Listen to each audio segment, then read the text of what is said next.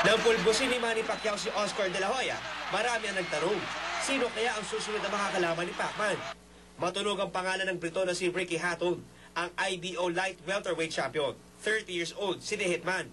5'7" ang height, 65 inches ang reach. Sa 46 niyang professional fight, minsan pa lang siyang natalo. Siya ang kauna-unahang British boxer na tinanghal na Fighter of the Year ng Ring Magazine at ng Boxing Writers Association of America. 2007, hinirang pa siyang honorary member ng British Empire. Ngayon pa lang, marami na na-excite sa posibleng Pacquiao-Hatton fight na baka gawin sa isa sa pinakamalaking stadium sa mundo, ang Wembley Stadium sa London. Isa si Hatton sa mga nanood ng The Dream Match. Saludo raw siya sa pambansang kamao.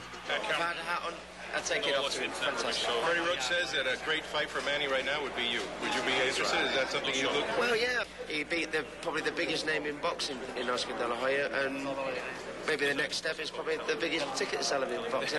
Isa pa sa sinasabing baka makalaban daw ni Pacman ang nagretiro ng si Floyd Mayweather Jr. 31 years old si Pretty Boy, 5'8" ang taas at 72 ang reach.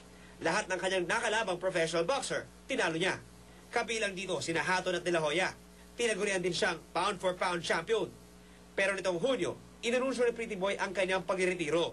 Matapos manalo ni Pacman, napaulat na gusto nang bumalik sa ring ni Mayweather.